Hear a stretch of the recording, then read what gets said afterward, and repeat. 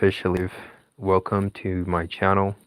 I go by the name Space Time Adventure, and this video will be recorded. This stream will be recorded, so I can go ahead and talk. We'll see if anybody joins. But the theme of the day, the theme of this stream, I don't know how long I'll do this stream, but I think it's going to be titled. If I had to give it a name for the sake of my ego, I would have to give it something like Confronting the Spiritual Abyss, is what I'll call this one. And so I was already talking about it a little bit before I started the recording. I'm going to continue off from where I left off, maybe try to give an overview. But when it comes to doing these kind of presentations, I find that I have to do a lot to filter I would say the wisdom or maybe the knowledge, one of the two, maybe both, doesn't matter. The point is I got to filter what I know, what I understand, into a way that ego can understand, the ego and other egos understand, because we're human beings. And every human being has an ego. I think we have egos for a reason.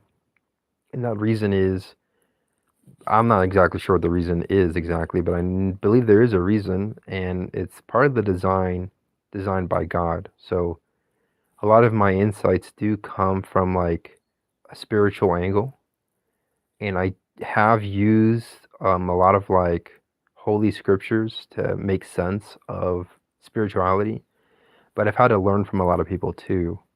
And so I'm constantly learning new things. I'm constantly getting bits and pieces of information, whether it's from other spiritual beliefs, maybe even religions. I don't have any real problems with religions. I used to, but not really anymore. The only thing I would say that's problematic with religion, because there is a problem with it, is that it's for the ego. People use religion for the ego. They use it for their sense of identity. They use it to claim themselves to be something. But that's not really what you have to necessarily go through to attain spiritual growth. But if you are someone who is seeking spirituality and you do decide to use religious scriptures as a tool, guess what? Almost all of them work. I'm pretty confident in that. I haven't tried them all myself, but I'm pretty confident that you can use any religious text to seek spirituality. I'm not saying you have to use religious texts to seek spirituality, but they're there for a reason. They've been around for literally, a lot of them, thousands of years, thousands and thousands of years. So they work. There's actually a function behind religious wisdom. It's there, but you kind of have to dig around and seek it yourselves. You're not going to be able, hello. You're not, I'm ranting right now about, I was trying to get to something. I'm just going to keep talking. And I should have put a title called The Spiritual Abyss, the title of my stream. But basically, let me see if I can do that. 1 second here. That would help a little bit. People can understand. I see. What I was saying was I have to filter all this through the ego to other egos so we all can understand something here. I'm not just talking about nothing. But I'm not really, I've been called boomer before, so I'm not really familiar with, I don't see a text button here. Maybe I just touched the screen. I don't know. But anyways, I'll figure it out in another stream. But basically, yeah, you can use religious text to find spiritual insights, but you have to work in it yourself.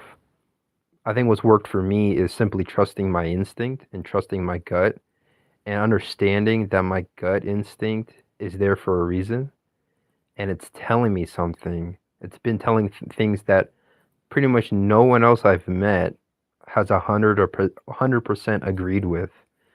I've met people who sometimes help a lot, give me a lot of deep insights. But by and large, people who I know on a regular basis, none of them really seem to fully be aligned with what my gut instinct is telling me. And so it's one of those things where it's like, do you trust your instinct or do you trust what other people tell you? And I'm 30 years old, so it's not like I have it all figured out. But what I've come to understand is that as I've gotten older, as I've become more of an adult, that's like what it is, adulting. I've learned that my instinct still is telling me the same old thing. It hasn't changed in a sense. It's been trying to tell me the same thing for years, despite me like listening to what everybody else has told me. And I've been a relatively like, I've been I would say a good person, quote unquote. I've been I don't know if that's even true or not. I don't think that really matters too much. I mean it does, obviously, to be a good person in society, functional person in society, that is important, 100%. But like at the same time, if the society itself is kind of messed up, what exactly is the norm anymore? What's normality necessarily? And this is what has led me to sort of lean a little bit more into some of the traditional ways that people have done things because I think I'm trying to approach it like reasonably here, but I think in the back in the day, like before, 1950s, I'm saying like maybe 100 years ago, more 300, 400, who knows how far back you have to go. There's a lot of cultures, a lot of human, stories, a lot of different countries and empires, civilizations, communities, cultures. So like there's for all I can tell you, like in my lifetime, I'm not gonna know all of them. So to me, it's basically infinite. Technically, from my perspective, it's infinite culture. You can look back into all of them, and you're gonna realize that first of all, there's a lot of information to unpack. But I have an understanding, at least back in the hunter-gatherer time of human beings. That's what I'm thinking. I'm going like even further back before there was even civilization. I'm thinking like if you go back to hunter-gatherers, when we were literally walking around, a buffaloes, like large beasts, mammoths, maybe. There wasn't that many of us at the time. There was maybe we had a group of like, I don't know, 30 humans, 40, 50. I think they grew up to as big as 150 humans per like clan or tribe. But like genetically speaking, we were living like that for like 90,000 years as human beings. Only in the last 10,000 years have we had civilization, empires, agriculture, cities, and so forth. And in the last 200 years, we've had like whatchamacallit,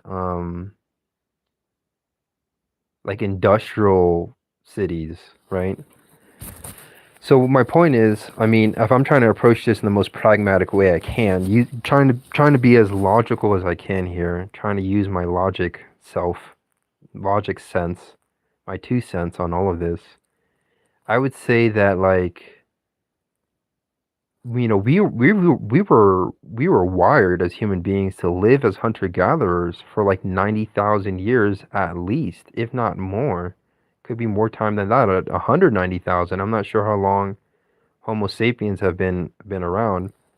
I was talking about spiritual abyss. Hi Razorback. I was talking about spiritual abyss, and I'm just trying to make heads or tails of what what is spirituality exactly, and what do I need to do right now?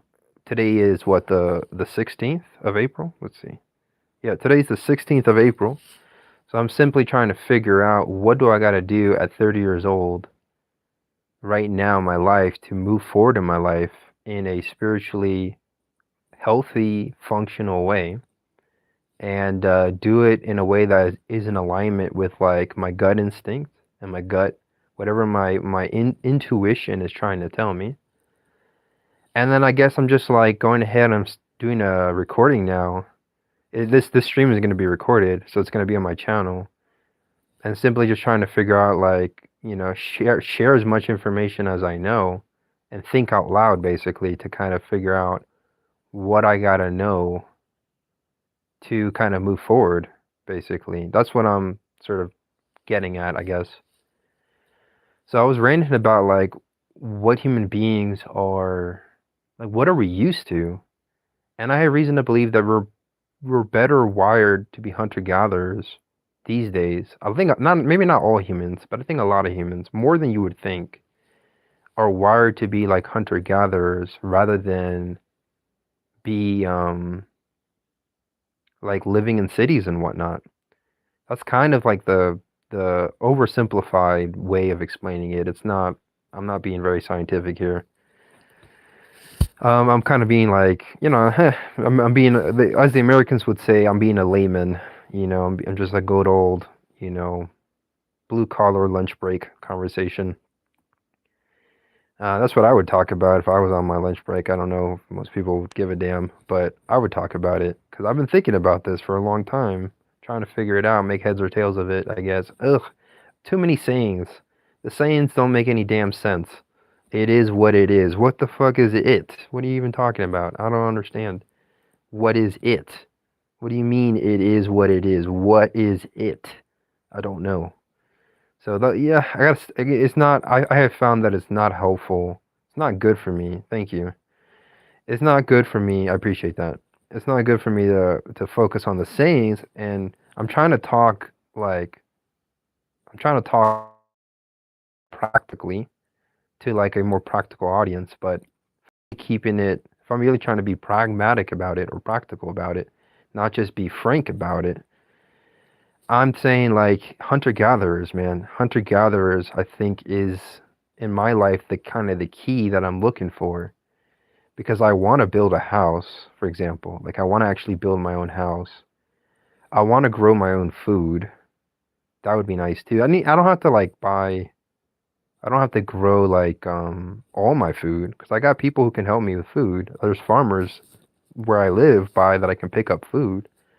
But like I do want to like sort of understand that basic connection with nature, with the natural kingdom, as Christian would say, natural world. Yeah, so I lost my last viewer there when I said kingdom. But my point is, to kind of get back on track, I'm trying to multitask with everybody, people coming in and out of the stream, but I think I still can get my main points across.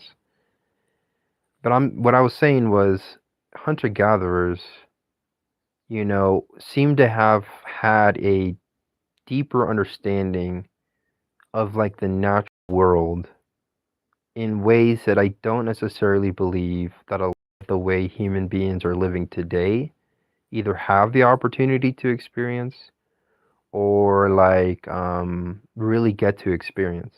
And I don't think it matters which country necessarily, but obviously some countries do it very differently than other countries. You can talk about like poverty across the world. Poverty is still a really big problem for a lot of places. Um, but like it's deeper than that, right? I mean, I really do believe that like one of the reasons why poverty even still exists in the world is not necessarily because we can't solve the problem. It is really hard to solve, by the way. It's not an easy problem. It's not like you can just get a couple engineers to. You could get like all the engineers in the world to solve poverty, and they probably could figure it out. But you would need like I don't know, political cohesion. You would need like wars basically to go away, something like that. You would need a lot of people to be on board with the idea of like, you know what? Let's provide everybody with a house, maybe a car or a means of transportation, have a good food supply, basic medical needs, right? Would be nice. Have some like aspirin at least. Maybe have like skin care medication. But the point is like it's dual. We're living in the 21st century. It's part of the reason why I go by the name Space-Time Adventure. It means a bunch of things. It doesn't just mean that I like Albert Einstein and his theory on general relativity. I haven't even fully studied it yet myself. I hope to someday get a deeper understanding of tensor calculus. But it's also like, understanding history, understanding like where human beings have come from, where are we headed. I don't want to get too caught up in science fiction because it's frankly like kind of dark. Um and like I don't know, there's a lot of like just just like bad imagination with regards to science fiction. I do think there is some science fiction that does a really good job. So it's like it's a delicate process because you're engaging with the imagination, and the imagination is like can be a really powerful, useful, helpful tool to help grow and help find yourself. But at the same time, it's like if you aren't doing it correctly, you can end up hurting yourself, I think, with imagination too. I've even heard that like imagination is also part of the devil. It's part of the mind. And the devil can deceive you. So what I'm trying to say is that your imaginations can also deceive you. And I think that's what happens when you sleep and you dream. When you have dreams, your dreams can actually be very helpful, very insightful. It could be a message from yourself. But I would also say, like, be careful and understand that sometimes your dreams could be coming from an evil place, basically, because of your very nature as a human being. And it's like sometimes your dreams can betray you. So, last night, for example, I had a dream where I killed someone in the dream. I murdered them with a gun. I shot them. And it was like, whatever, you know, but it was also like, no, I don't want to kill anybody. I don't want to have that on my soul. So, but I had that dream. So what was that? I mean, was it my subconscious trying to tell me that I was like really stressed about something? Was it like the devil just trying to fool me? I mean, who knows what the exact interpretation was? All I know is that like I felt like in the dream I was trying to be like a hero in the dream. And from what I understand, a lot of heroes want to like sacrifice themselves in the name of like the greater good of like their community or their humanity or something like that. I used to listen to Systems of a Down quite a bit. They're definitely like very powerful spiritual warriors for sure. But like, man, the way they confront it, it's heavy. I mean, the stuff they confront. I mean, they're talking about like boys going off to war and stuff like that. And I'm just like, I think I'm done with that. I think I've moved on in my life. This idea, especially, I mean, speaking, I guess, as a young man, and that's like part of it. But like, I realized I don't have to sacrifice myself for anybody necessarily, for society, you know, nothing like that. Like, that's all from the ego. That's all coming from a place of pride, like a pride of lions. And it's like, yeah, I'm trying to be like, I was like trying to be a lion, you know, and I was trying to like sacrifice myself to protect the community or something like that. That's what the hero story, the hero archetype story is all about. And it's everywhere, right? I mean, storytelling is a very powerful tool and it's been all over the place. I mean, these days, I don't want to speak too much as an American here, but these days, like, you know, I don't try to listen to too many stories. I'm very selective with the kind of stories I listen to because a lot of the stories are like borderline just wrong about a lot of things. And I think one of them is this hero archetype. I mean, this idea that you need to be a hero. You need to be, not if you want to be, but you have to be to save somebody or some group of people or something.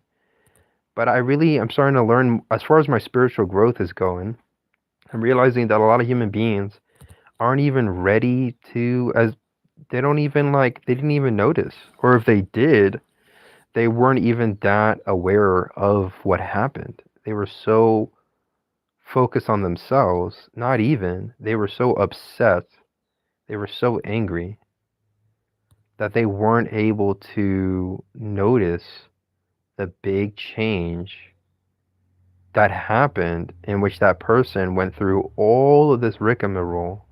They went through all of these experiences and like people weren't even paying attention to those moments.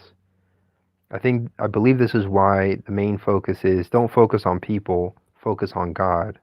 Because God knows, God saw, somebody witnessed what you went through. I think nature witnesses a lot more than we humans are even aware of.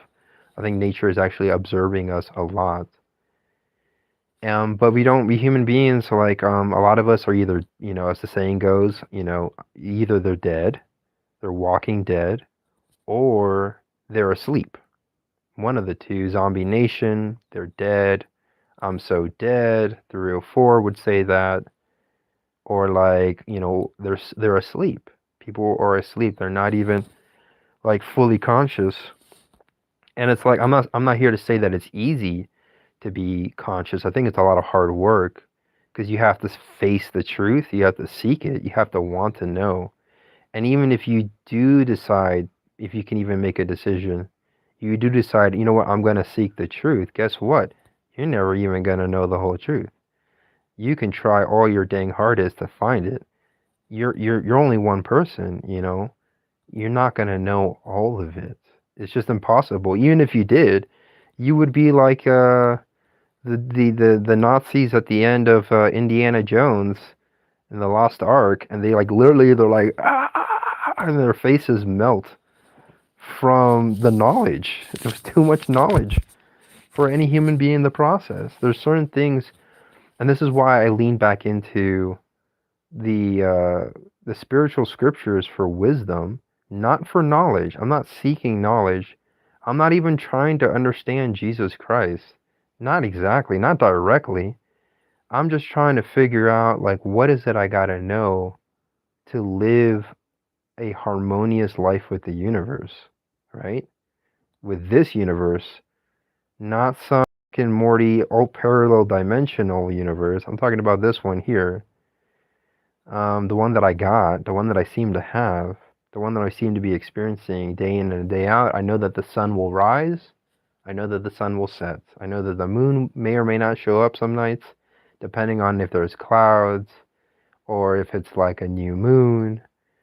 But like, I may not always see it, is what I'm trying to say. But I do know that the sun, roughly every 24 hours, is actually 24 hours and 30 minutes, will rise up again.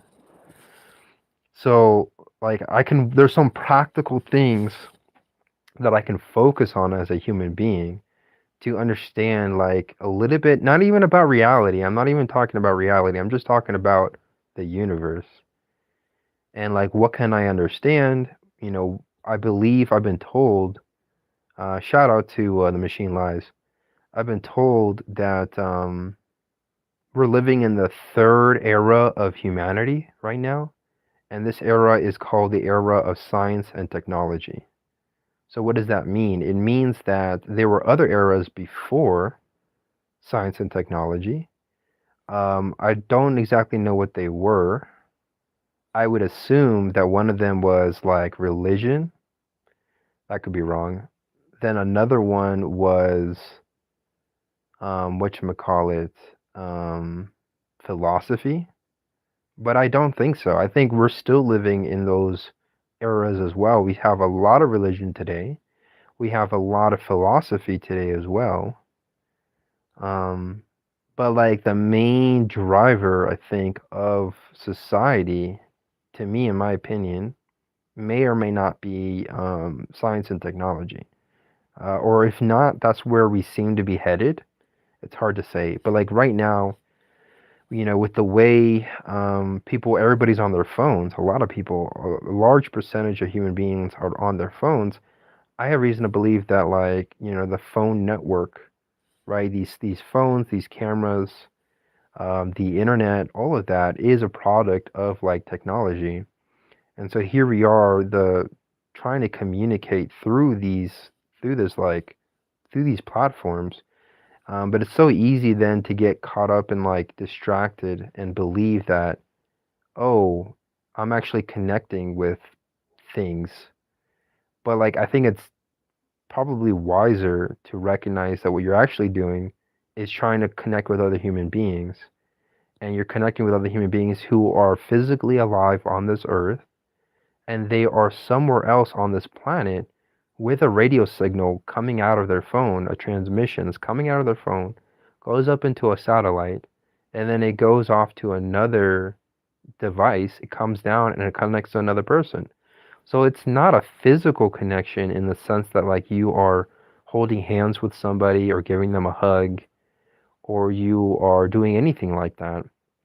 It's not physical in that sense, but I think it does help to recognize that there is some kind of physical process going on that's at the very least an electrical process. The process involving radio signals and electrical signals. But behind that, you still have a human being that's trying to connect with another human being. So how do you connect, right? And I would say the most valuable thing you can do is communicate, talk to somebody.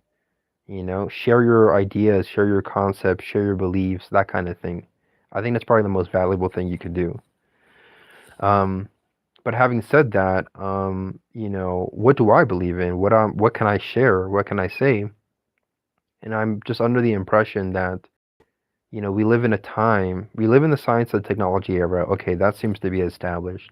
But I was talking about hunter-gatherers a few moments ago, and I believe that like hunter-gatherers had this deep understanding of the natural world. I'm sure it was really hard. I'm not saying that it was easy to live as a hunter-gatherer. I have no idea. But like I'm thinking like you're at the risk of dying of a disease. You're at the higher risk. All of this is like probability risks, but you were at a higher risk of dying of some kind of disease. Maybe, maybe not. Because nowadays, I mean, the food that we eat, or even some of the medication that we take, this is not medical advice, by the way, but even some of the medication you take doesn't seem to help, like long term, doesn't seem to cure whatever it is that you're dealing with. So I would say I don't know if back in the day you had a higher chance of survivability as a hunter-gatherer than say you do today living in like the urban jungle, if you will. I have no idea. I do believe though there's statistics that show that human beings are living longer on average. Although I think in the US it dropped by like from 78 to down to 77. But I do believe that hunter-gatherers had this like deep understanding of how to connect with the natural world. They may or may not have believed in one God at the time. They may have been polyglots or something like that, which is what the scriptures talk about a lot. But like they may have been confusing deities or spirits with God. And even in like Hinduism today, right? In Hinduism, you've got one female goddess, but she's actually a bunch of different goddesses. There's like dozens. I think they're infinite. I don't know how many, but there is just a plethora of goddesses in Hinduism, and they have all kinds of names. If I were to combine like Christian, like the Bible, knowledge from the Bible, which talks about one God, with say the multi-god system of Hinduism, what I would say is that in Hinduism, those aren't gods. Those are angels of God. And then like in Hinduism, the language and everything, there's a lot of play on words. Apparently it's kind of like a game to interpret those ancient texts, which are even older than the Bible. And I think they know what they're doing. I think like true Hindu, spiritual, call them masters, priests. I'm not sure what they go by, but the ones who do figure it out, they understand that there's a play on words. For all we know, it may have been a misinterpretation, and it was never a female god. It's still a male god. Maybe it doesn't matter. But like this idea of so many different goddesses as part of one Hindu goddess, that sounds to me more like a bunch of angels, some kind of angel system. And then you still got the one true God out there. If I had to say if there's any substantial change, I think, in humanity for like the last maybe 3,000 years, because we haven't been around here for an infinite amount of time, but we've been here for a finite amount of time. The universe is like 14 billion years old, so we've been told, the observable universe, not necessarily the unobservable parts, but like if there's any change that seems to have been relatively constant for humans for the last maybe 3,000 years, is that people seem to claim to believe in one true God. That seems to be the social kind of cultural norm. I believe it's true. I think there's a genuine truth behind it at the end of the day, but a lot of people don't know God, right? A lot of people don't know. A lot of people want to know God. A A lot of people really, really want to know God.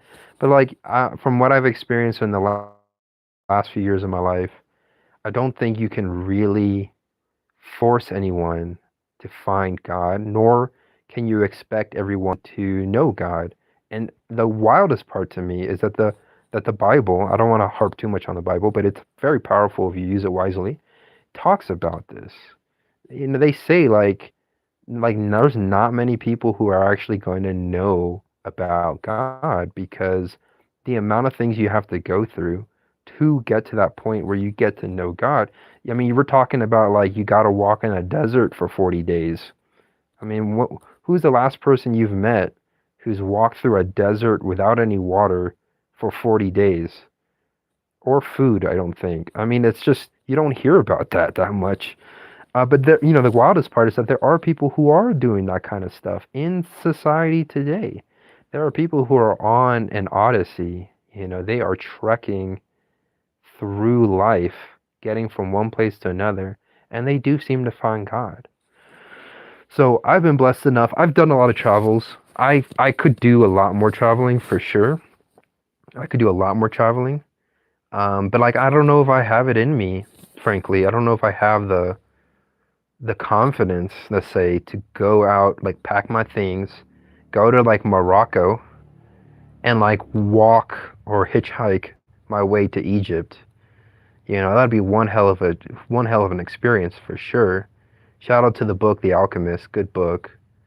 Um, and that character, like they start their story, I think, in Spain. They make their way over to the Islamic world. They learn Arabic. They meet a king who like just appears randomly in front of them, just like out of thin air. And then the king tells them, "You got to finish what you started." And so the dude is like, "Okay, I was gonna go to the pyramids. That was his goal." So he was planning on staying in that port city where he learned Arabic, and he was like cleaning like stuff for people. He was working for a merchant, and that's how he was able to stabilize his life. Before that, he was herding sheep in, I believe, Spain.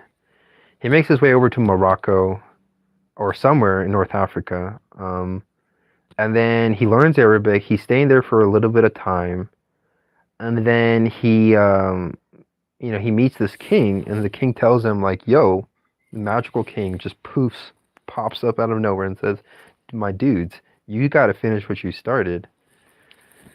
And so what ends up happening? He packs up his things and he decides to go to the pyramids, and he does get there eventually. I don't know what happens after that. I mean, we don't know what happens after that. The story kind of ends somewhat abruptly because I felt like he was just getting started on a much deeper voyage. But my main point is like, if you want to find God, one of the best things you can do is go travel, go see the world, and trust your instinct. Maybe you don't have to actually physically travel necessarily, but you do have to like trust your instincts and see what they're telling you. So if there's a calling for adventure, right? If there's an adventure time, if you will, then you should like go chase that, see what that journey is calling you to do. Because we're only here for so much time. We're only here for so much space as well. Like we're physically here. So like take advantage of the physics and go travel. Go see what you want to see. Go see the world if that's what you want to do. I think there's other ways of like quote unquote traveling that may not necessarily have you like traveling physically necessarily. It's not like you have to move from one country to another or moving from one state to another, but you can like travel in a more metaphorical way. And I think this is what writers do a really good job of. I think this is what people who like write stories do a really good job of. Story writers in general, people who write scripts for like TV shows, even. I mean, I'm talking about like deep shows, not just like, Game of Thrones was, I guess, pretty good. It's okay. It was kind of weird. It had some things that just didn't make sense to me.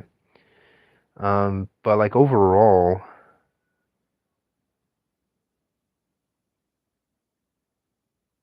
if there's a calling that you have to go if you have a calling to do something, you know, I have reason to believe that like you should go after that calling. If your intuition, if your true self is calling you to do something, then probably the wisest thing for you to do is to listen to that true self and try to see what it's trying to tell you, right? I believe the true self is coming from your soul. It's not coming from your ego necessarily. It's coming from your soul. So anyways, I'm going to get back to the whole thing about like hunter gatherers. I have reason to believe that hunter gatherers, regardless of what they believed in exactly, as far as like, God, was there one God? Were there many gods? We don't really know. It depends on the group. I know that the Jews believe in one God, and they were like a big deal. But I would say this, that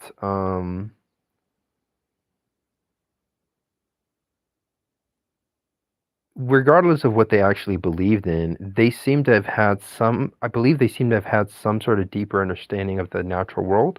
Maybe, maybe not, because they may have been children of Canaan, as the Bible would say, and Canaan murdered his brother. So that means we all come from a violent origins, basically. I think all human beings are children of Canaan, right? Maybe, maybe not. I don't know. I think there was other children of Adam as well. But like a lot of people, I mean, hunter-gatherers may have had the exact same problems that human beings have today as far as like social problems go. And all that comes from an ego place, right? So it's like tribal politics and all these things. And those things do have some value. I mean, they should be recognized, but I would say that as far as like the spiritual dimension of things go, I think when people were much closer to nature, that like you are a lot more exposed to how nature actually works. And I'm wondering, like, maybe hunter gatherers experienced maybe more death in their day to day, week to week, year to year sort of cycle in life, because you may have been eaten by, I don't know, nature was dangerous. Nature is a very dangerous place. It can be, if not approached properly. So what I would say is, like somehow having that deeper connection with nature is a very powerful way to live your life. And I think this applies to all human beings. I mean, I don't know whether it's rich or poor. I don't think it really matters. I know that a lot of wealth, I know that when it comes to building wealth, you kind of want to have the power to change your environment. You want to have the power to change your surroundings, right? But I think behind that, from what I understand, is that a lot of that has to do with like knowing how to communicate with people, knowing how to talk to people, knowing how to like provide some kind of insight value to people, because that's what we're here to do on Earth. Obviously, like the materials do matter a lot. We live in a physical world where there's like materials, like say gold, right? That's like a big deal for a lot of civilizations. It's been a big deal. It's also talked about in the Bible. They talk about gold as well. I think they also talk about silver. I think they talk about silver too. A lot of gold and silver. Um, but like, yeah, we live in a material world. We're living in this age of science and technology. So we have this abundance. We seem to be approaching some kind of abundance of, if not materials, potentially energy. We'll see. But like, there's been an evolution in materials. I mean, right back in the day, it was like the Bronze Age. There were other ages for humanity that lasted for thousands of years. I don't know how long the Bronze Age lasted, but it lasted a long time. And now we live, in like the Steel Age, right? We live in an age where iron has been transformed into steel. Sometimes, not all the time. I know that iron is still used in a lot of places. They're very similar metals, but the point is like you can see the abundance of materials. I mean, vehicles, for example, cars are incredibly complex machines. I used to drive a 2005 Chevy, and I thought I could do all the maintenance on a 2005, thinking it can't be that complicated. But then I learned the hard way that like, dude, I had no idea how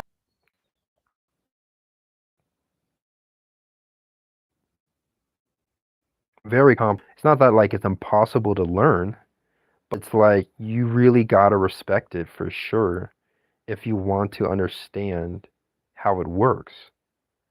So I was really like I was sort of let down by how difficult it was to replace the transmission of a car. Like it's not easy to do at all. You need the right tools.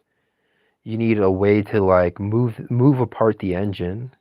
You have to get the engine out of the way.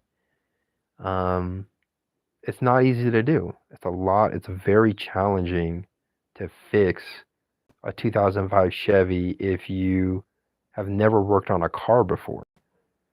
So that experience for me taught me that we're actually living in a very technologically like abundant, more or less technologically abundant time for humanity, for many humans, maybe not all humans, maybe not like not every person out of 8 billion, but like cars are really advanced machines. Underestimate how hard it is to repair a car.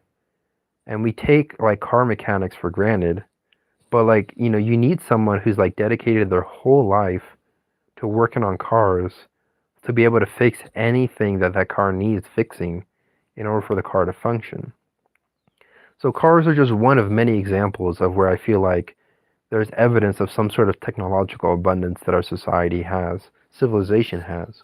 And I'm talking about a 2005 Chevy. I'm not talking about like a 2012. I'm not talking about a 2020, 2025. I'm not talking about any of that. I'm talking about a old car that like you would think it would be easy to repair, but it's not that easy.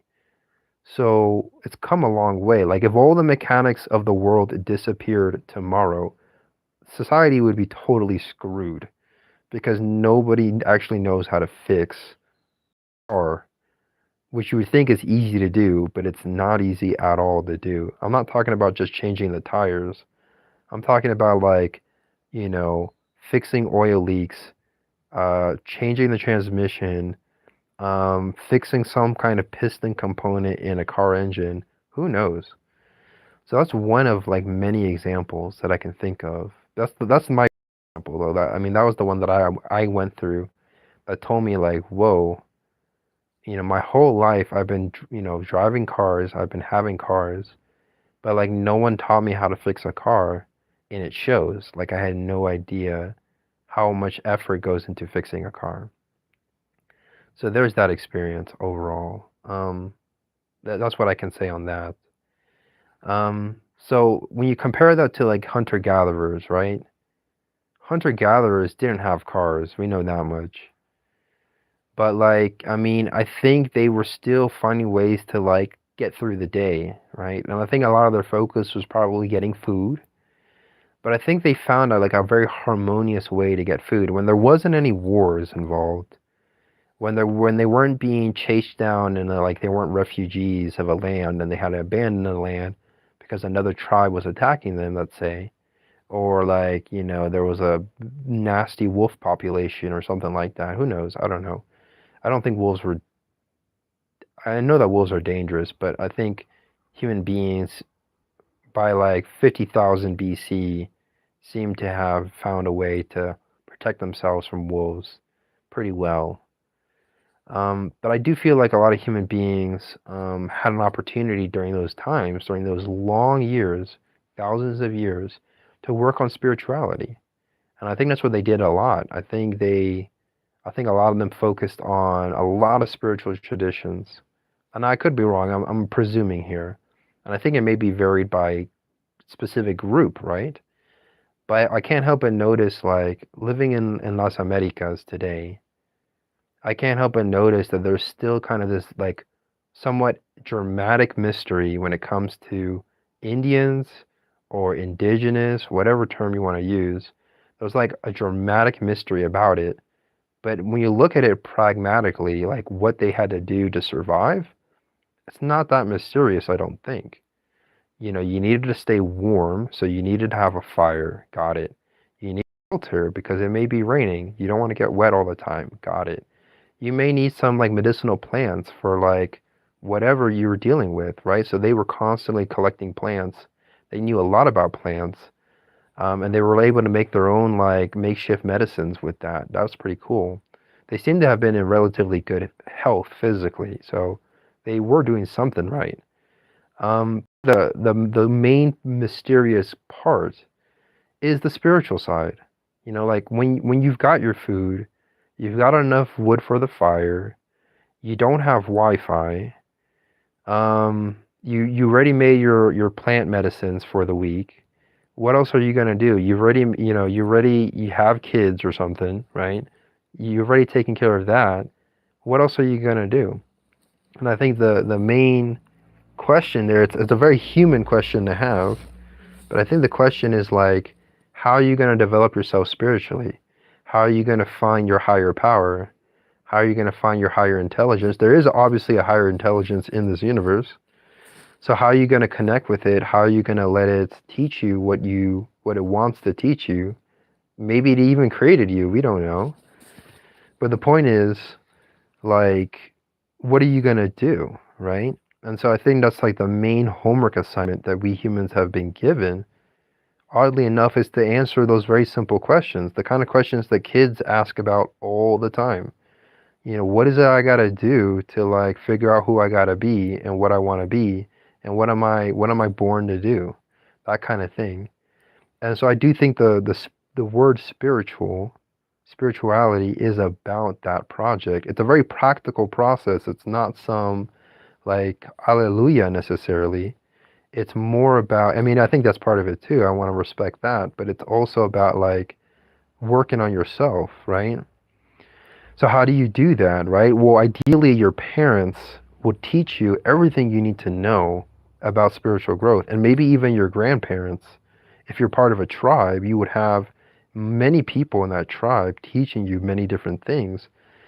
So let's say you don't have that. Let's say you live in a time where like you have too many tribes, they're all mixing. It's just a mess. How are you going to figure that out, right? And I think what I've come to accept, I'm accepting right now, 6-7, is that it's like a larger tribe. It's a larger culture. It's a larger process. It's important to recognize that I am not everybody in the process, and they're not all me. They may be of different, like significantly different backgrounds than I am, but the process can be more or less the same. So I have to then, like, I don't know, work on it. Probably the most valuable thing that I've learned from another person, from an older man who is a pastor, but he's actually a shaman, is that he taught me that I gotta let go of my anger. That's what he said. You can't. God won't have anything to do with you if you're angry. So that's what I've been doing. I've been doing that for 3 years. I've accepted. I think I finally let go about a year ago now, last April, after I forgave my parents both. Especially I forgave my mom. And here I am, just like living it one day at a time, just trying to see what is it I got to do to kind of like move forward in my life, 30 years old. And so the title of this is going to be recorded on my channel, but the title of this recording, I was going to call it Spiritual Abyss, because as of this very moment, I may be confronting the spiritual abyss once again. I thought I had it all figured out. I thought I had let go of my anger. I thought I found God. I'm on good terms with like people I know, so everything is like good. I'm eating right, so like everything is good, right? But it's like, no, something tells me that I may be confronting the abyss again, because there was people who I thought were going to be in my life, but like, no, not even they are going to be in my life anymore. I thought I was going to build a LTR, long-term relationship with people, with a community, and it seems like it's not going to happen. So as a result of that, I'm like, well, dang, well, where do I gotta go next? I mean, I feel like I've been a gypsy just running from civilization to civilization for who knows how many reincarnations now. That's what it seems like. So it's like, where do I gotta go to find my real family, my real spiritual family? Where are they? If they're not necessarily the people I chose to be with in this life, where do I gotta go, right? Who do I gotta meet? Who do I gotta find? Where do I have to go? I mean, do I have to pack up my things and like travel to another country? Do I gotta pack up my things and like go to a new state? Where do I have to go? And I'm 30 years old now, so I've been traveling a lot throughout my 20s. I spent a lot of time traveling throughout my 20s. I started off, and I think this was around the time that I started the YouTube channel. But I mean, I was traveling from Maryland, then I spent time in Baltimore. I got out of Baltimore, I decided to leave Baltimore, made my way to California. I passed through like Utah, Arkansas, Tennessee, Georgia, North and South Carolina. I used to study in New York State, so I spent a couple years out there as well. I haven't been to Maine, and I haven't been to like Washington State, so I haven't been to all the states in the U.S. But I would say I got a good taste of like all the main parts. I haven't been to Oregon. I haven't been to like Wisconsin or like Indianapolis. But I have been to Florida. I have been to California, and I was in Texas as well. Spent a lot of time out in Texas. But like, yeah, I traveled throughout the whole US, basically trying to figure out where do I gotta go to find my people, to find my community, to find my homies, if you will, to find like who I gotta be with, to be with the right people. Whether it's like the right culture, whether it's like hip hop, whether it's like house, whether it's like something more indigenous, maybe more Indian. I even spent time with Indians too, like actual Indians. Um, what else? I got out of the East Coast because, it wasn't for me, I guess. But like maybe I gotta go back. I gotta go to New York. Maybe I gotta go check out New York City and like maybe make that my new home, my new tribe. I'm not really sure. But at this very moment, feeling like I am some kind of hunter-gatherer, I guess, living in a urban jungle style society, like a call it capitalist society, right? I'm trying to figure out like what do I got to do. So I've been trying to figure that out for like the last 8 months now, and I found a relatively good spot to be in. I'm not sure how long I'm going to stay here. I may stay here indefinitely for all I know. I don't think so. I don't think I want to stay here indefinitely. I think I want to move to another country. I thought about like going to Norway and spending some time out in like Norwegian land, meet the Vikings, get a sense of what they have to teach me. Or maybe I got to go out to like Asia, maybe I got to go out to like I don't know if I got to go out to like Vietnam, that'd be too much, or the Philippines or Indonesia, which is very Muslim. Maybe I got to go visit Japan. I don't know. I've seen a lot of videos about traveling to Japan, and I just feel like, they don't have it all figured out either. They're very spiritual culture, an incredibly spiritual culture. So is Korea. But like everything I'm seeing on the internet right now tells me that there's not a single culture on earth that has it all figured out. And I'm like, why not? That there's not one single like culture that has it all figured out. So I'm of the belief that like humanity is figuring it out, will eventually figure it out. That's what I understand. But, what do I got to do in this life to kind of figure it out? What do I got to do to live the life that was promised to me by God, right? And I believe what I got to do from what I've been learning is several things. Number one, let go of the anger. That's like number one. Number two, stop trying to like control my life. Like stop trying to believe that like I know what's best for me. Stop trying to like understand that I know what's best for my life when there's a higher intelligence out here that will know more than me. So if I'm on my good behavior, is what I'm understanding. If I stay on good behavior, really, truly, or at least try to be, and not let my ego fool me into thinking that I'm not on good behavior because it's not even the real me, it's part of my ego, and getting caught up in all these fake thoughts and all this stuff. It's like I don't have to do all of that. Instead, I just got to trust the process and God will take me where I got to go. But I can tell you, thank you. I mean, Razorback said good luck to me, man, and I appreciate that. That was a while ago. But, I'm basically like, I'm sharing this online. I'm trying to like also like share some wisdom that I got. May or may not be of value to anybody who watches this video. But I'm assuming that if they're anything like me and they're just kind of like, just trying to get through the week or get through the day, let's say, and they're looking for this deeper spiritual answer, they may or may not stumble upon this video, and maybe they can like let's just sit here and listen. At least it gives them about an hour of something to like just consider, and I'm sure it might be of some use to somebody out there. When the timing is right, maybe the algorithm could help, but it may show up to the right person at the right time, and I think it might serve them well. Now, there's a saying that goes, "Good intentions pave the road to hell."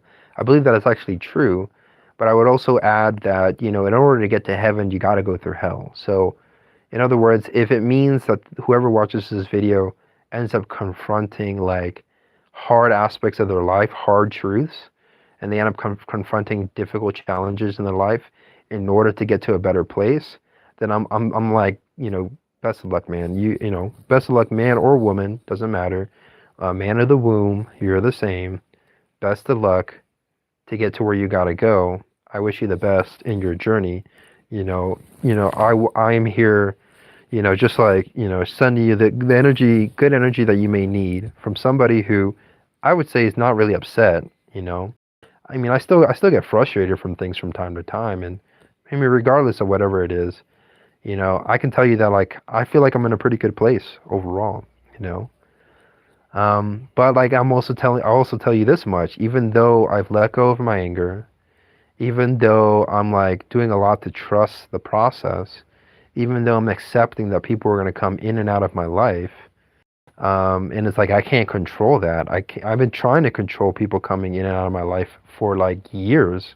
All my life, I've been trying to like keep people in my life, and they just keep getting out of my life. So it's like I can't really force anybody to be in my life. So I understand that a lot of the journey is going to be alone with me and with God, and I'm okay with that.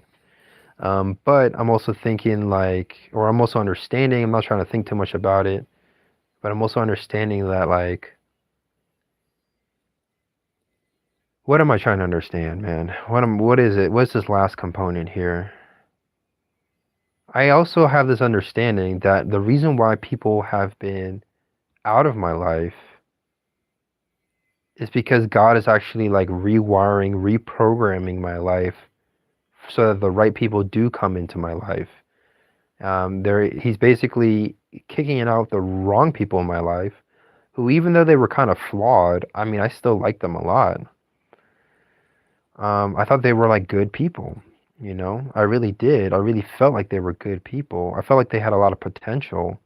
And it's like if we just were willing to work on just a few more things, we could probably be living the happiest lives that like one could reasonably ask for in this life. I mean, you can go watch movies, you can go buy potato chips, you can go on walks, you can like do cool art projects, you can do some engineering or some work on something scientific even if you want to do that too.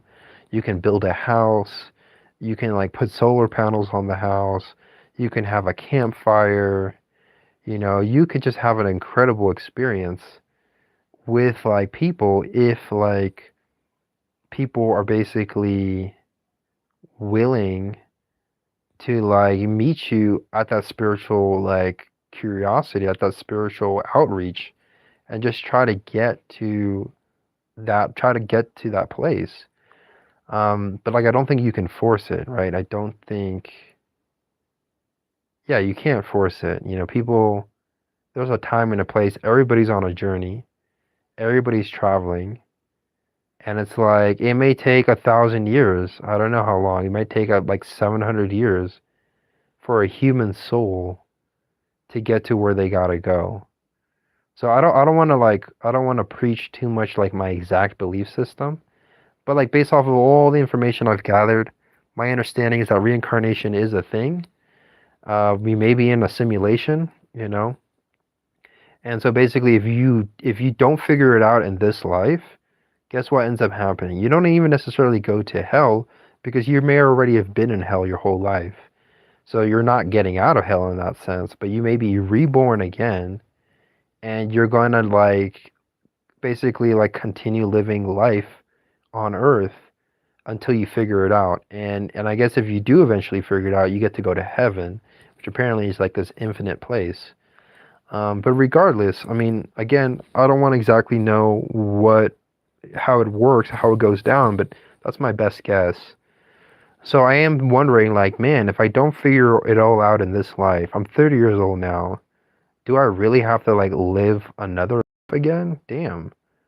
Like I'm gonna have to restart this one or start a new similar life, and I'm gonna have to live a whole nother human life all over again in order to figure out what it is that I'm looking for. And I don't want to say that I'm like desperately looking for it. Maybe I was a few years ago, but like not so much anymore. I recognize that like that a lot of that is like buying into the ego desires. Maybe all of it is still ego desire for all I know. But like if I really listen to what I seem to know that I want, it's almost like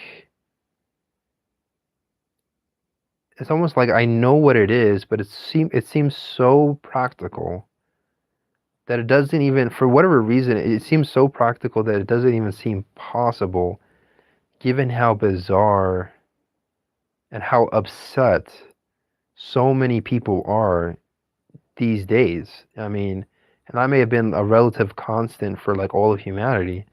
That human beings are upset. We find all kinds of things to be upset about, and it's like it seems to be like a constantly, newly generating list of things to be upset about. And it's like that's not a way to live your life, to be constantly upset about things and about people and about constantly getting hurt again and again. That's not about life. There's a way to grow past all of that.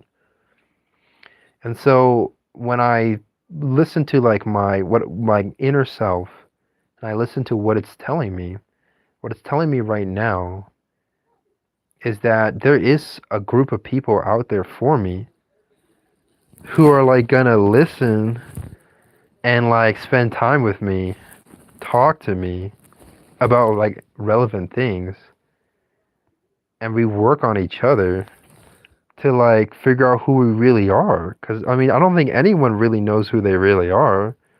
I mean, who actually knows who they really are? I mean, if you look at the spiritual scriptures, you've got Jesus Christ, Muhammad, Dalai Lama, who else? The Buddha, um, who else? Um, I think those are the main four. Those are the main four that I can think of. I'm sure there's more. I'm sure there are more like spiritual gurus that have existed. Oh, Gandhi, that's the other one. There's many. There's many. There's a bunch of spiritual like people who seem to have figured it out, but like, how much did they actually figure out? It makes you wonder. Did they even have anything figured out? Actually, I think they did. I think they did. They seem to be pretty well established people in human history for a reason. So I'm sure they had some things figured out. But it's like, I don't even know if that's exactly what I'm even looking for. I don't even think I need to go all that deep to find what I'm looking for. What I'm looking for, I believe, is relatively simple, but like for whatever reason, it's just been very without forcing the process. I'm not trying to force it. It's been like a total kind of like enigma for me. Not really. I keep getting signs. I get clues every now and then that tell me that I'm on the right path, that I'm doing the right thing as far as like going to where I gotta go. But like, I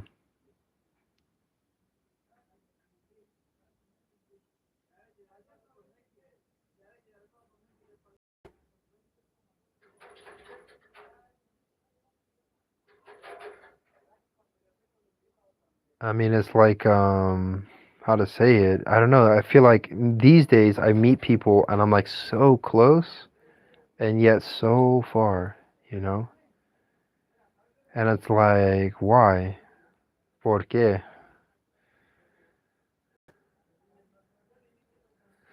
So, yeah. I'm gonna just have to wait and see, you know? I've been trying to find I've been trying to not only find but like stay with ideally for eternity, I would think. For at least a long time, maybe like 1,000 years, I don't know. Just like a long time, like Yoda years, I guess. Just try to be with the right people for like I don't know, just like for a little while, not just for like a few years and then like I never see them ever again, or a few months, or even a few days, or a few hours even, like an hour, and then you never see them again, bro. Like, what's up with that? That happens to me so much. It's been happening to me so much for like a lot of my life, man. I just keep meeting people who I feel like I have a deep connection with, but for whatever reason, like everybody else around us was not ready for that. So like it's almost like I'm sure if it was if we were hunter gatherers, it would have been some kind of war or something that would have separated us from each other. It was some kind of war or something. All this just yeah, I guess evil drama, human ego behavior. And it's like I'm pretty sure God, what I understand from the scriptures is that God promised his people that like we will take care of you, bro. Don't worry. Stop trying to control your life. Stop trying to like know exactly what you want from this life. I think it's wise to have a pragmatic plan. It's good to have a plan, I think, and try to make that plan come to fruition. Pretty sure that's what you have to do if you want to make like $1 million in the US. Become a millionaire, you kind of have to like work at it and make that a thing, make that your goal. You got to work really hard. It seems that's from all the conversations I've seen so far. That's what it seems like. But then you've got like the king of Saudi Arabia, right? And he's just like a super billionaire, and I'm pretty sure he was born into it. So I'm not sure how it works as far as like how it works spiritually. But what I'm trying to say is like,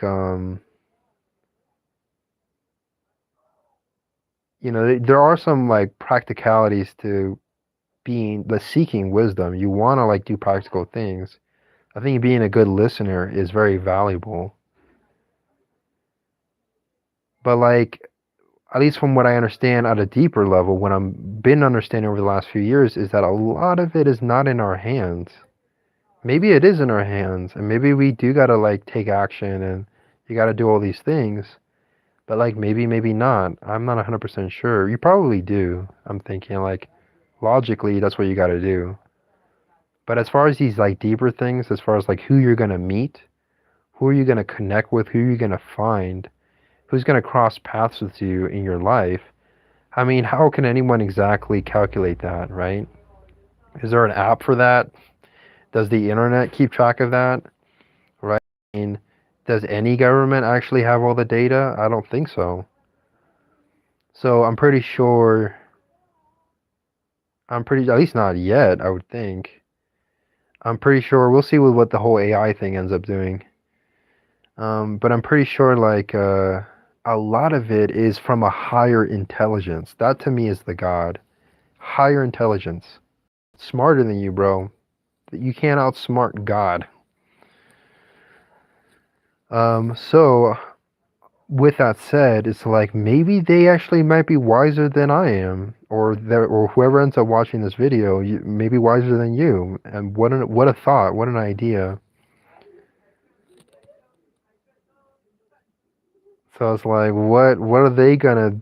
How's that all gonna go down? And I'm pretty sure part of the what you gotta do, part of the experience, you gotta like react. I think you gotta respond to the dialogue, right? Because if God is trying to communicate to you, it's your responsibility as a human being, the spiritual leader of the natural world of Earth.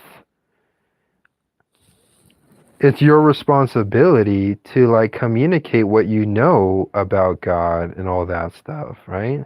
Do you know anything about God? Maybe, maybe not. You're a human being.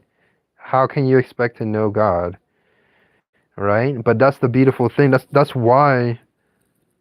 I mean, for me, it's been the Bible, but it's also been the Quran a little bit. I think some Hindu stuff, I guess, Buddha. I try to kind of get it all together and just try to like get where I'm at, and I'm at a good place, thank God. I might go smoke a cigarette in a minute, but like, I mean, I'm thinking things are all right in my life. So, but like, I was the original reason why I started this. Maybe I was overthinking. I don't believe in that overthinking, but I do believe that there's a lot of just like fake thoughts in our minds, and that's just the devil talking to us, trying to deceive us. I'll leave it at that. I don't want to talk about like primordial mind and whatever came before us before we were humans, the whole evolutionary thing. Who knows? I'm sure there will be some, archaeologists, anthropologists, biologists, set of like people who will have a deeper understanding of that psychologically. There might be a breakthrough paper in psychology in the 21st century. You never know.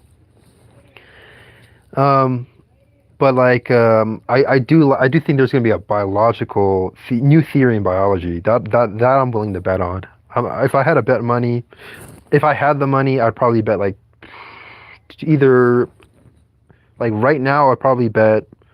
I would say just to pay off my student debts, I'd probably bet like I don't know, maybe like $70,000. That might be too much because there's always a risk when you bet. So I'm thinking maybe just $20,000. That's what I would bet. Probably an under bet, but yeah, that's reasonable. I would leave it either that or $200,000. Oh my gosh. My main point though is yeah, science is still evolving. There will be more scientific breakthroughs. We will have another Albert Einsteinian moment where our entire understanding of reality from like kinematic Newtonian physics to whatchamacallit, space time, general relativity, that was a big deal. Like, people don't know, and not a lot of people know, but like, some people know. I know the Jews know. So, what more do I want to say? I mean, the title, or if I was going to give it a title, the title of this one was Spiritual Abyss, right? And so I'm thinking, like, what is the spiritual abyss for me right now? And I think it's just accepting the fact that I just have no idea what even this year of my life is going to look like. This is 2026. I'm 30 years old, don't have it all figured out. I've gone through a lot throughout my 20s. My 20s have been pretty wild. It's pretty much as wild as they can get for, I think, a 20-year-old. Um, Pretty wild, I would say. And if you can't tell from just the quality of the channel, it's kind of all over the place, right? A lot of my videos are like older content. I was living out of my car. That's actually when I started the YouTube channel. I probably won't be doing that again, not in the same way. If I do end up doing something like that, I'll make sure to like get a nice RV at least. But like, I don't know if I'm gonna go back to the U.S. I'm not even in the U.S. right now. I left the States, but I'm still in Las Americas. And I seem to be staying here for some time. I don't know how much longer am I gonna stay here. I have no idea. But I'm thinking like I would love to go travel more. But I'm also thinking like maybe I gotta take a year off of not traveling. That's what actually one of my advisors was telling me. It's good to have like mentors and advisors, even if you don't 100% agree with what they say, maybe your parents, that kind of thing, right? But what I'm trying to say right now is like, um, I was told, I heard that like, there's something valuable to just kind of staying put in one place for a little bit of time, for a few years maybe, or a few months even, to get yourself sort of acclimated, have a like regular routine even, have a regular like 9 to 5 even, just for a little while.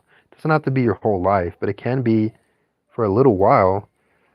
And you'd be surprised. I've been looking for like a stable job for now 8, 9 months. I haven't been able to get it because I mean corporations are just really weird to work in these days. I'm still gonna keep trying. Like let's not get it twisted. I'm still gonna keep working to find my like start building a financially stable future for myself. That to me is also a wise thing to do. And if I'm 30 years old, I can work on that the next 10 years of my life. But like I'm thinking like I have no idea what I want to exactly do this year, right? I have all these ideas, consider myself a scientist, engineer, that kind of thing. I study that at university. So I'm thinking like maybe I got to still invest on those things. But I'm also thinking like maybe not exactly. Maybe there's a more practical thing to focus on. I thought about wanting to build a house very much. If I do build a house, I may upload it to this YouTube channel and like make a video about it. I don't know if this is the right channel to put it on. I'm thinking like create another channel for that, but we'll see. I have no idea. Maybe I'll link the channel, something like that. But yeah, I think I'm gonna kind of wrap up this one here for now and just kind of go on about my day. But like I wanted to simply say that this morning I definitely felt like I was confronting the spiritual abyss because at this present moment, it's almost like, who do I have to really turn to for like development? Keep working on myself besides God. And the short answer is, I think every person that I meet in my life is actually a shaman. I think every human being is a shaman. In fact, I believe that the future of humanity someday, this may not be, I would like to be the future. I don't know if it actually will be. I think it could be. But I believe that the future of humanity is that eventually all human beings will become shamans, all of them. But how long is that going to take, right? I think it takes more than one lifetime to become a shaman. You have to like work at it a lot, because there's a lot of deep that go into spirituality. I mean, it's much deeper than people realize. It's very deep, and it's a total mystery. And I think it's designed that way. I don't think it's meant to be fully understood.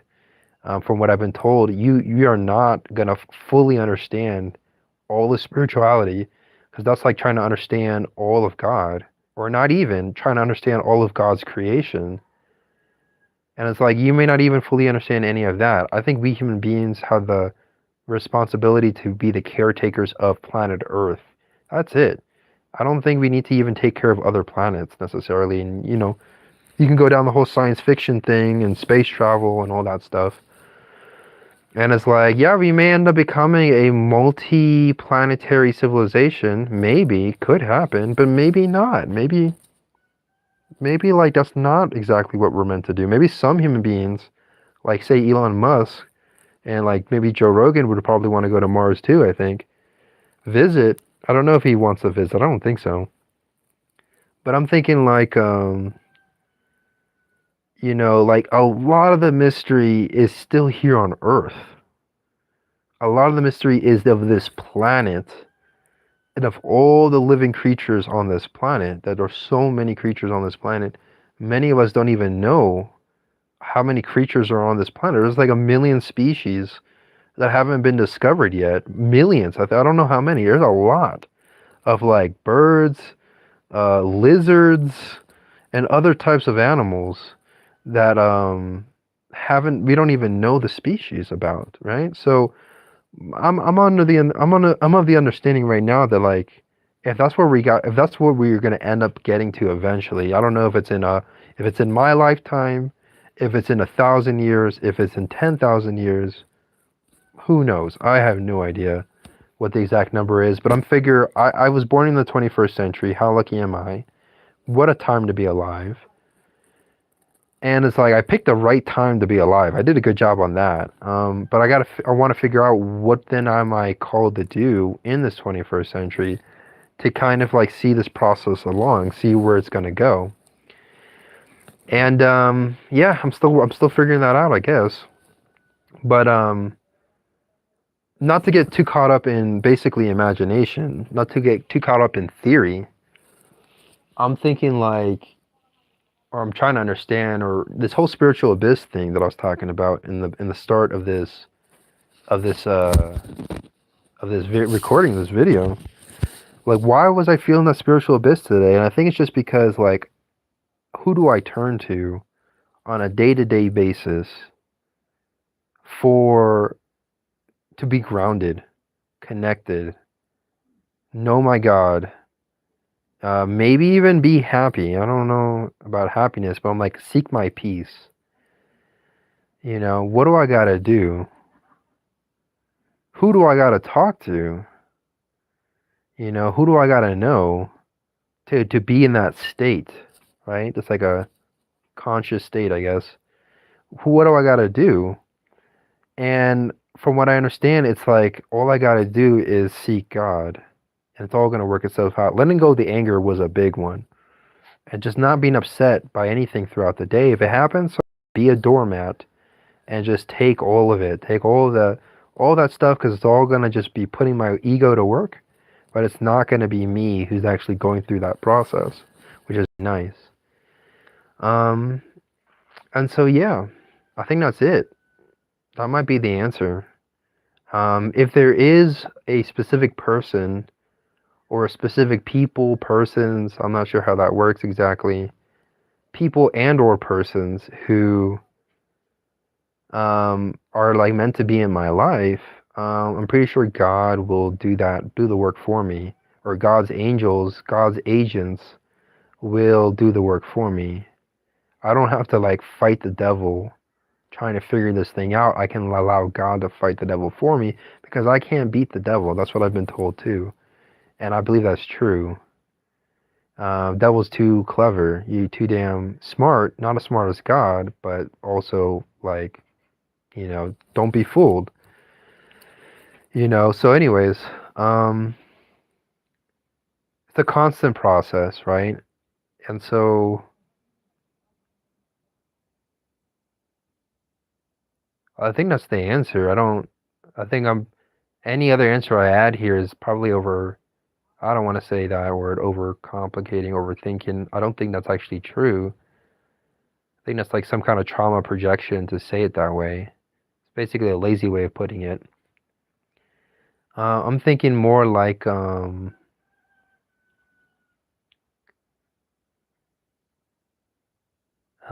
not trying to think about it, right? But I'm trying to listen to my inner self and see what my intuition is trying to tell me here. Nothing's coming about. I gotta like stay silent. I gotta be silent for a little while to like really listen to see what I have to say. But like because of time, for the sake of time, I kind of want to just like say one last thing here and then wrap it up and then go about my day. Um,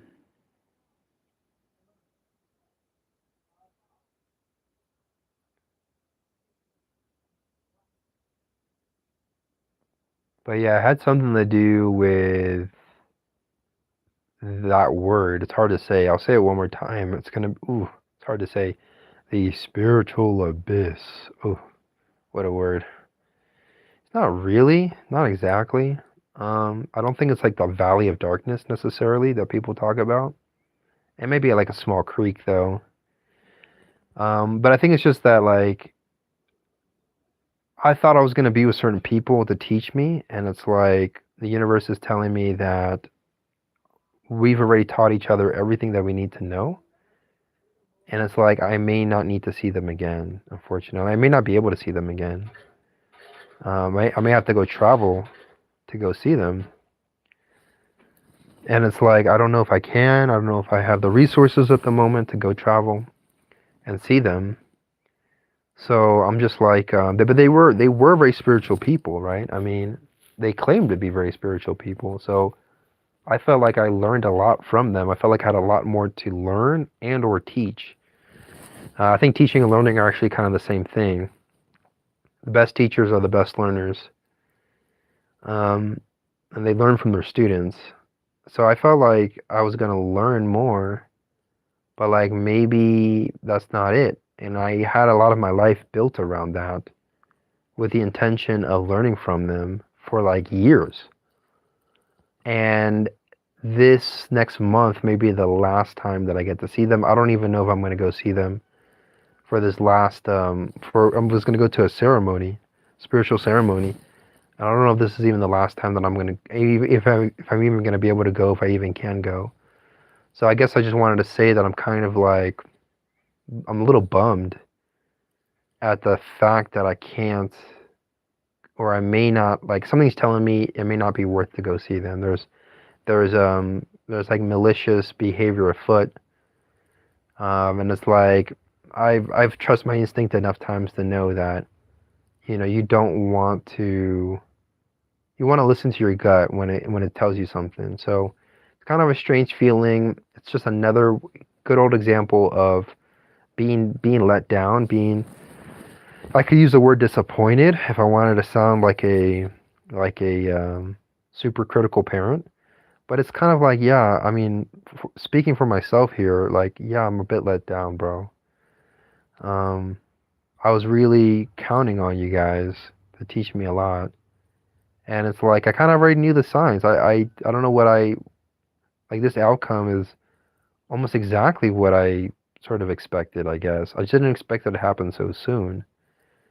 And so this is just one of those moments in my life, another chapter for sure, where it's just like I've been let down. So I'm not proud of it, but I have been smoking a few more cigarettes for like the last few weeks. Probably gonna have another one. I've been trying to quit. But like, I mean, I think it's okay. It's all right. It's not the ideal thing to do to like go back to smoking cigarettes. But they're too strong for me anyways. I can't even, I barely can finish one. But like, like I know why I'm doing it. I'm doing it because I'm not confronting this deeper emotion that I have to go to, which is basically ego death. I think this is what Jesus Christ actually went through. He may or may not have actually died on the cross, depending on who you talk to. But I do believe he went through ego death. And so, like, maybe I just have to go through yet another ego death. It's like I thought I went through, like, I've already gone through like 4 or 5 ego deaths in my lifetime.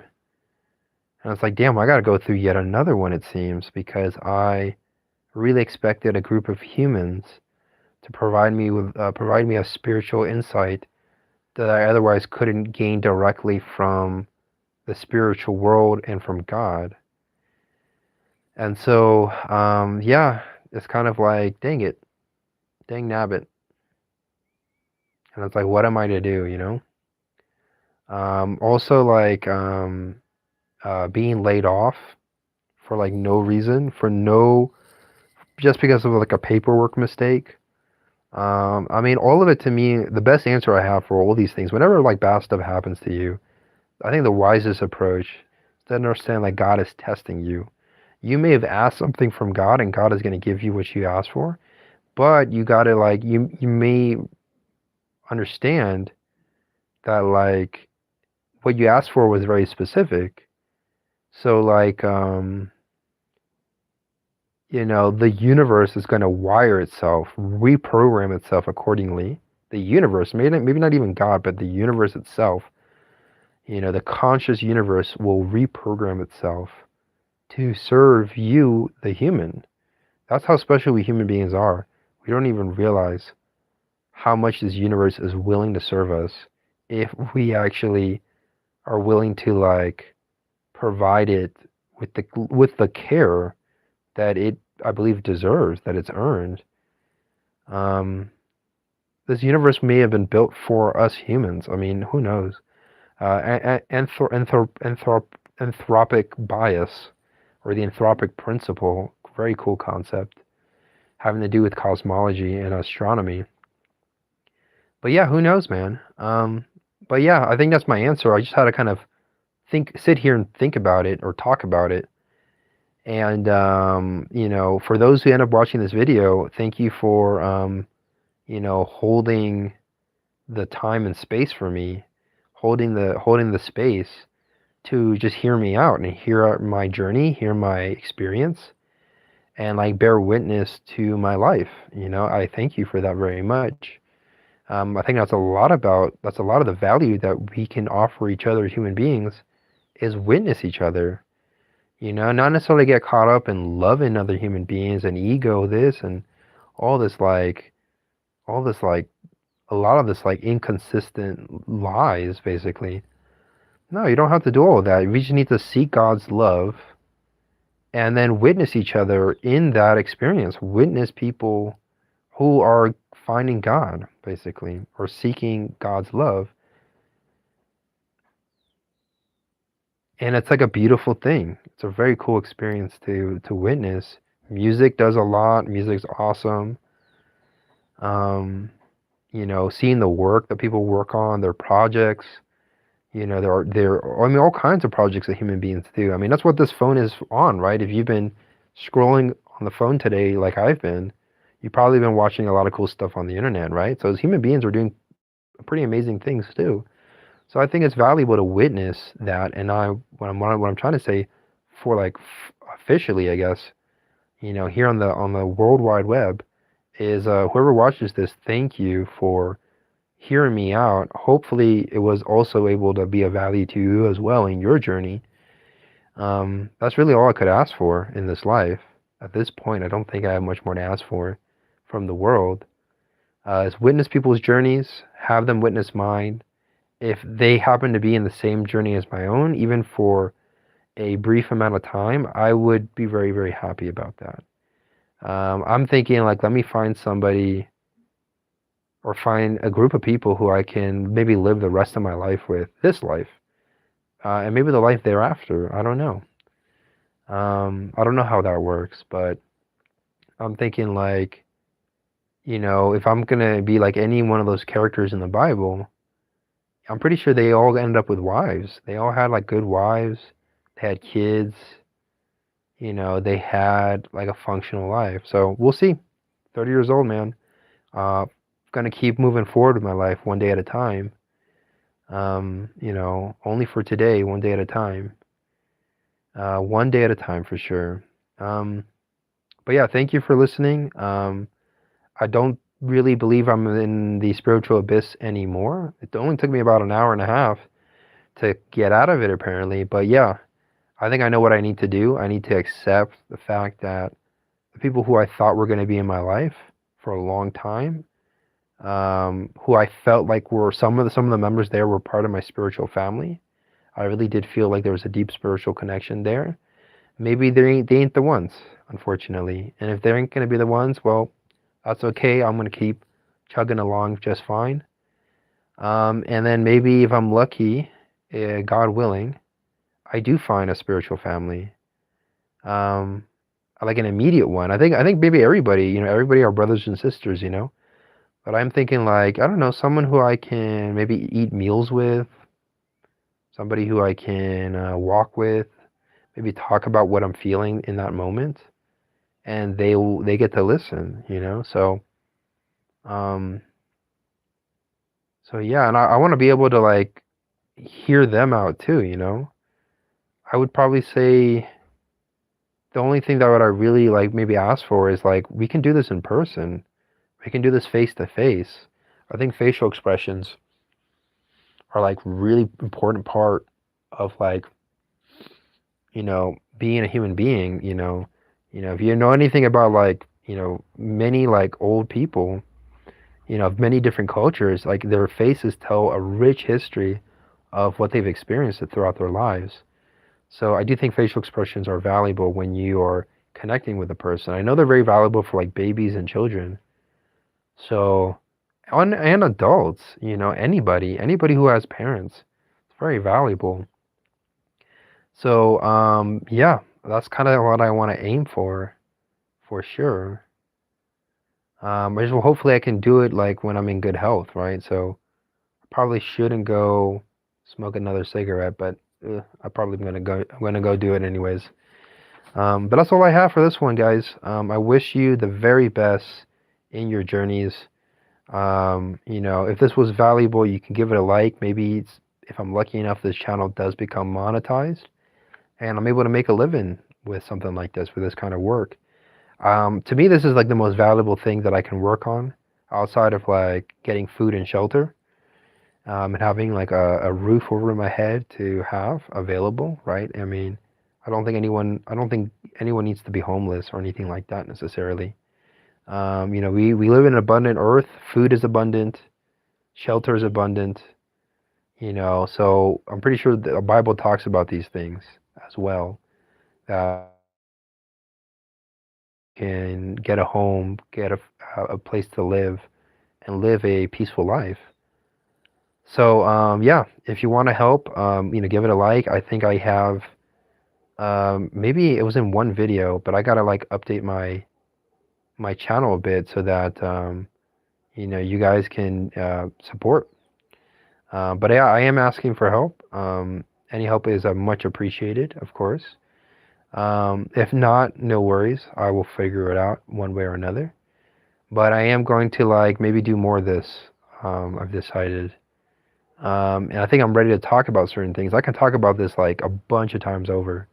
So maybe that's what I gotta do. Just keep talking about it until whoever needs to hear this, begins to hear this message, and then like they can go about their life. Keep moving through, keep moving along in their lives. But that's it for me. I said what I wanted to say. I was able to kind of get what I had to get out of my system, out of my system. I basically just need to go through yet another ego death. This, like, pretty much for the month of April. And then we'll see where I am in the month of May. And yeah, thank you so much. I will end the stream here. Do take care. And I will see you when I see you. Peace out. If I see you. Peace out.